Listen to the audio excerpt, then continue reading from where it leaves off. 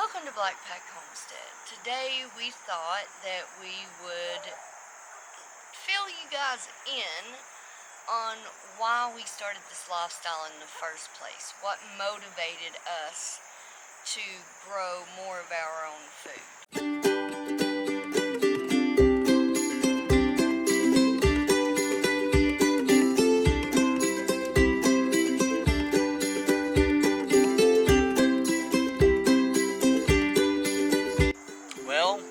I think a lot of the reason why I did it is my father always did a garden, and it's something that I saw the benefit of. I'm sure your dad gardened a lot. Yep, my dad grew a garden.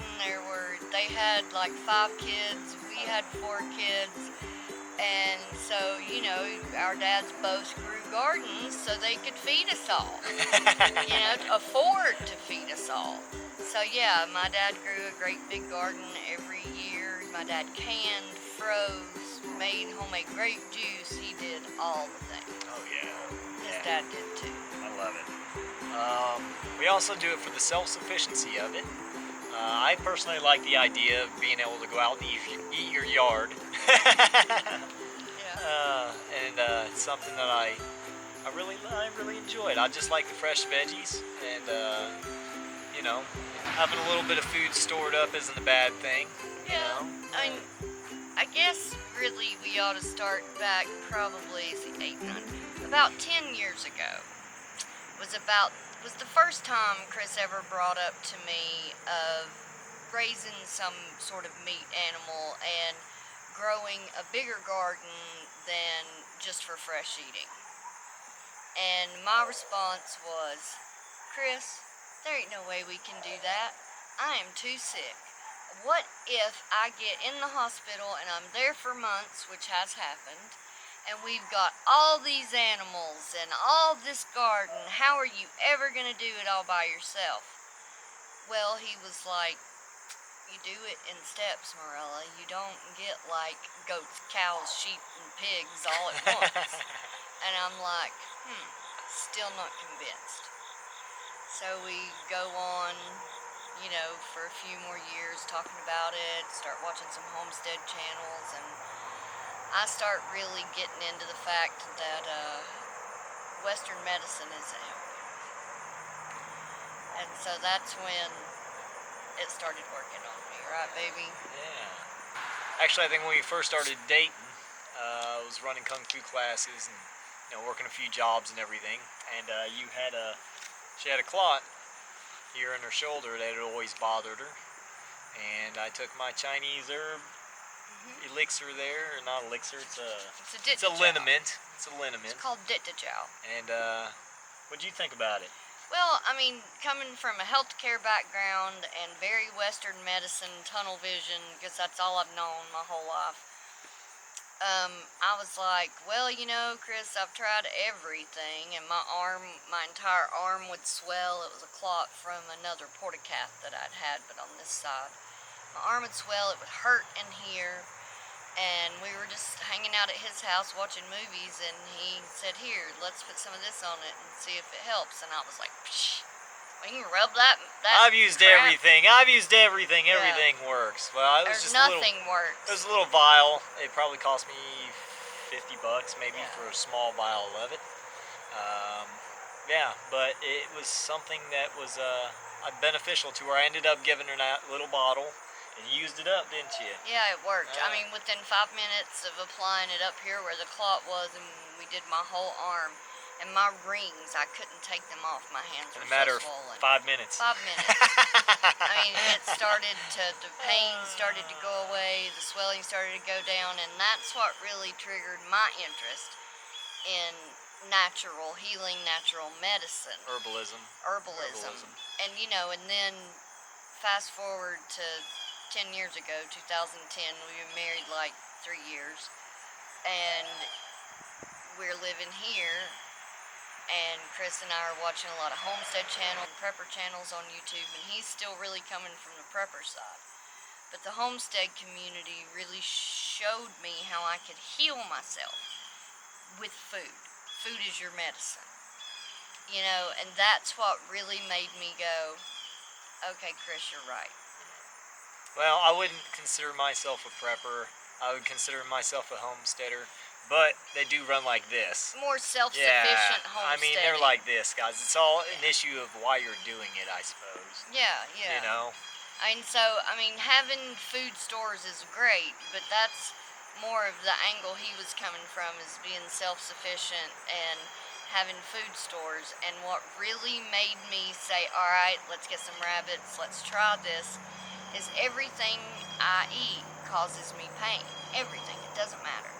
And my theory was, here I have been eating all this meat that's got all these chemicals, hormones shot in it. Processed. Maybe Processed we meat. should, let's just give this a go. Just start with rabbits, and worst comes to worst, I'm in the hospital, which it has happened.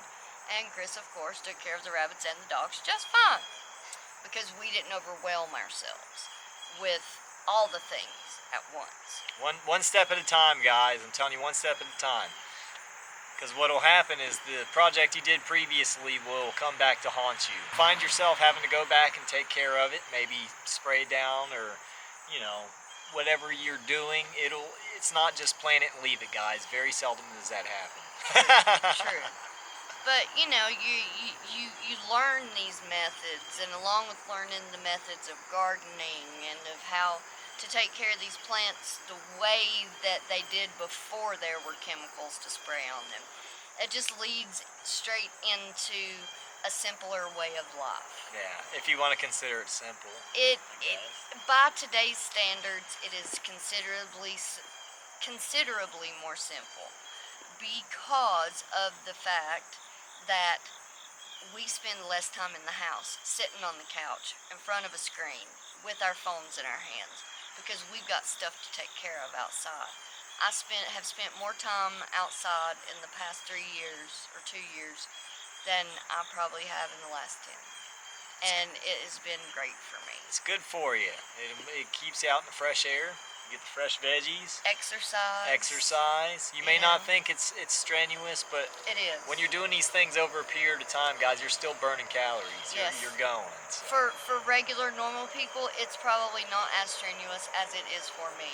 I mean, every time I'm working in that garden, you see me sweat, and I sweat from the time I start to the time I quit, and that's just because I don't have the stamina or the strength of everybody else. She makes it up with spirit. But I don't know, I like to think about the Garden of Eden. Yeah. And Solomon said that he felt the most peace in the garden. And it's true. I mean, you get down there, you have a bad day, you start working away, guys, and your problems just melt away. You don't think about it. You're worried about why this bug is eating your plant. Yes. And should I squish it with my fingers, or is this caterpillar going to sting me? What's working? What's not working? Yeah.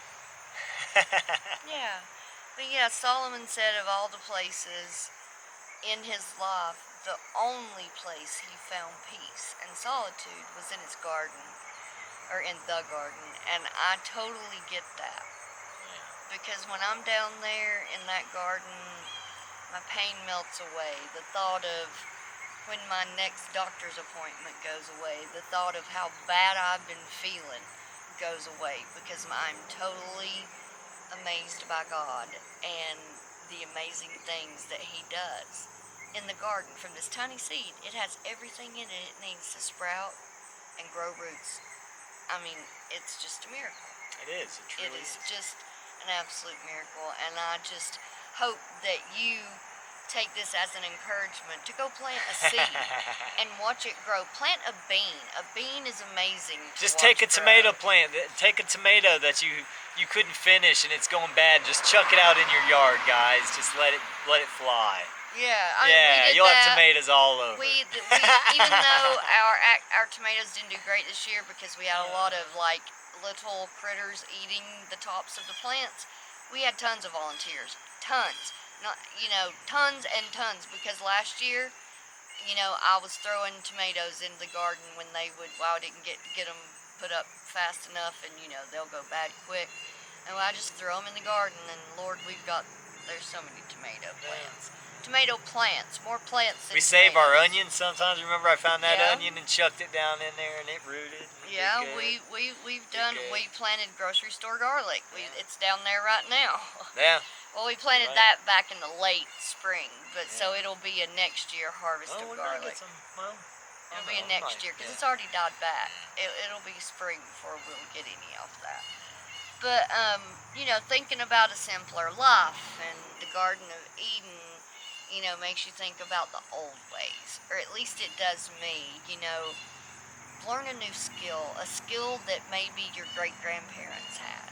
That's another reason I was really interested in it. I mean, my grandmother taught me to quilt. I can weave baskets. As far as handy skills go, that is the end of it. I can embroider it. I wish I would have took the time to have my mom teach me to actually sew clothes.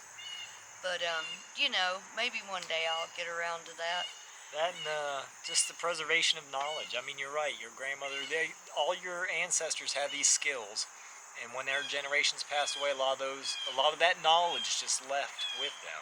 Yeah. So it's good to gone. study on it. If somebody was to say, how do you make bread? How do you make bread? How do you make bread? Could you answer that question? You know how many people will tell you, I don't know. I don't know how to make bread. I've never had to make bread. And that's something that you think about. I mean, what other skills here? Yeah. I mean, well, bread making. Preservation of food. Canning.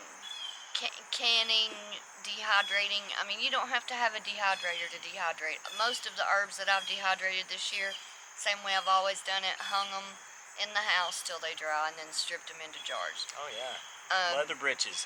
Make those leather britches, guys. Yes, you can take the green beans that you just watched us. God love you for watching that video. I want to thank you guys for watching that video. Thank you so much.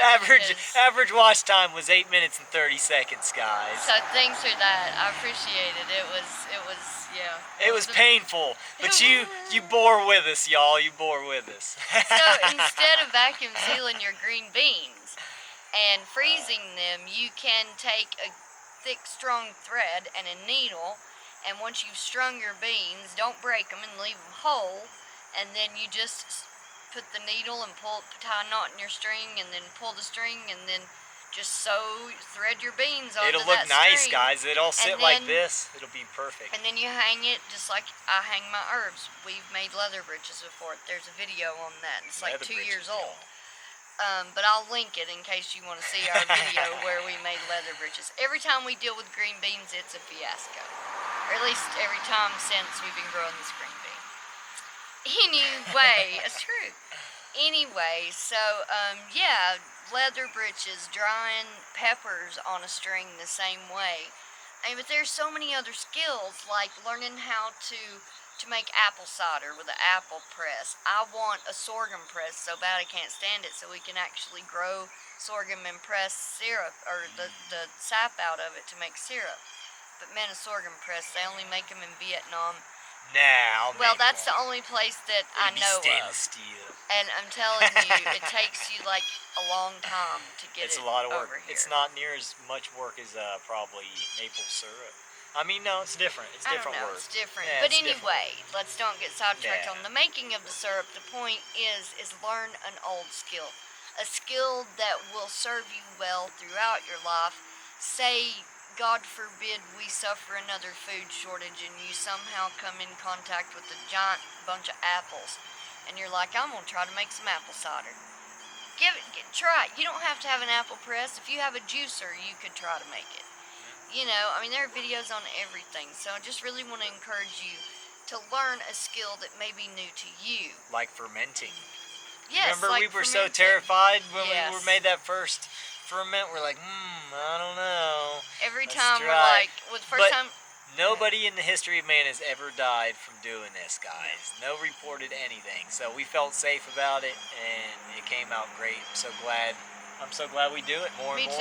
Me too. I mean, with everything. It's good. So It's learn to amazing. ferment. You know, any of those skills that are lost or pretty much almost lost. And I also encourage you to buy books. You know, don't depend on the internet for your information. We have a little library. You know, one day we'll show you our books. But I encourage you to get books as well, because the internet may not always be there. I mean, Power. it could be a power outage. It could be just the internet's down. I'm not talking world catastrophic pandemic, you know. So, you know, and also one of my favorite reasons to homestead is that it brings me extreme joy. I can feel so rough and be bogged down in my crones and be sad and depressed, and if I can get the motivation to get my rear end out the door and either into the garden or down with the animals and start just working with the animals, it really, you know, I may not feel like I'm on top of the world, but the joy I receive from that lifts my spirits and motivates me, because it is, I mean, yeah, they are called chores, but if you do it because you really enjoy keeping animals and you enjoy watching plants grow and harvesting and preserving, then It's it not will a chore. not be work. It will It's be not a joy. chore. Exactly. Exactly. It will be absolute joy. At least it is for us. Yeah, it's not. It's work, but it's not work, guys. No, it's a labor of love. Yeah. It's a labor of It love really is. It really to feed your family and to be more self-sufficient and secure in your food and know where it comes from. Yeah. You know? But I think with everything going on in the world, a little self-sufficiency is probably good, guys. You know, just flip on the news. In fact, don't even flip on the news. Turn the news off. Yeah. Don't watch the news, guys. One of the things that a lot of people get into growing their own food for is to offset food costs. And, you know, in the very beginning, when, say, you don't own a hoe and you don't own a shovel and you don't have any seeds, and, you know, yeah, you're not going to be spending thousands of dollars to get these items, but, you know, you might sink a couple hundred, 150, depending on what you feel like you need. I feel like less is more sometimes. Seriously, we have a hoe, a shovel, and a hand trowel. And those are the three things. Oh, and we did have a potato fork that we used like a broad fork till it broke. So let's go. So one day we would like to have a broad fork, but we haven't done that yet. No. But my point is, you don't have to have all these fancy schmancy tools, but it can be a little bit of a cost to start. And then once you buy your implements, they're going to last a good long minute, and then you get your seeds, and then you start growing it, and the cost is in your time. And then you go look at the grocery store, and if you're growing organic, you have to compare it to organic food. You can't compare a organic tomato to a regular commercial tomato because the nutrition is so much higher. Organic one, you've not got the sprays, you've not got any of the bad things that we don't want in our food.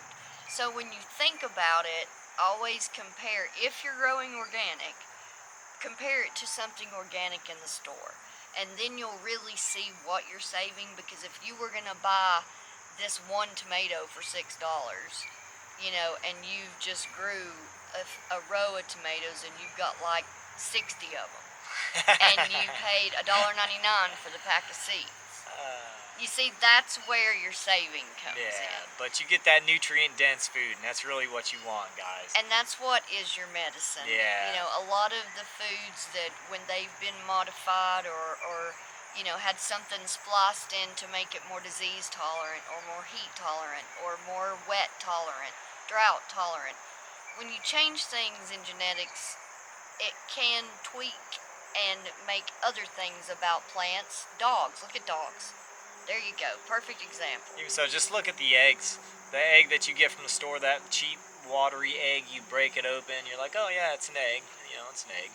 And then you get one that's a good organic egg, and you go to crack it, it's pasture like, raised. and you're like, oh man, that thing's thick. Break it open, and yellow. Most orange. The yellow's more yellow. It's orange. It's not even really yellow. Yeah, it is orange. The and whites are whiter. they're thicker. Yeah, I mean, they're just better. So when you're thinking about the cost, you have to think about that. No doubt about it, guys. You got to go for that nutrient density. Gotta have it. You might as well just ate that whole dozen eggs to get what you got out of that one egg. Yep. Yeah.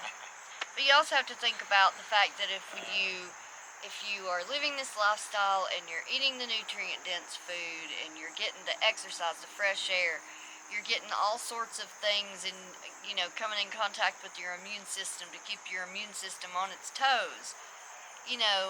And my thought is that as we age, because we have taken better care of ourselves, eating more nutrient-dense food, which in turn feeds our cells better, which helps them divide better, promotes homeostasis, one would think that as you age, the effects of aging would not be as much. For the normal person, for me, when Chris said this to me, I was like, yeah, for the normal person. For me, it's up in the air. Because I gotta try and keep her healthy, guys. all of this nutrient-dense food, which I love to grow and I love to eat when I'm able to eat, I don't absorb much of what I eat. So that's why another reason it is very important, at least in my opinion, for everything I eat to be packed with nutrition.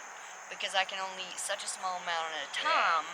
I want to have as much nutrition, calories and nutrition in whatever small portion I can eat without being sick and being in bed for the next day. Small portion like quail.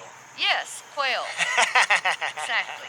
I love them. They're so tasty. Quail is my That's favorite. how turkey should be, guys. Yeah, yep, when for you eat sure. turkey and it's dry, Mhm. guys, quail is moist and yummy. It's how turkey should be. So, in the wind-up of this, he was into self-sufficiency. I was afraid. Then I started learning about how you can heal yourself with food, and then I came on board. And you've done well. Yeah.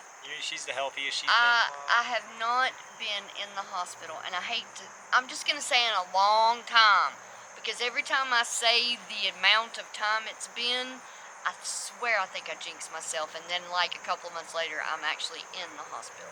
So I'm just not going to say, it's just been a really long time. Since we really committed to growing meat and growing more of our own vegetables, my health has improved. I mean, you guys probably think I'm like the healthiest sick No person. processed stuff, guys. Stay away Yeah, from I it if do you my can. best. I mean, I can't help it. Yes, I still do eat some processed stuff. You saw me go through the drive-thru at Hardee's.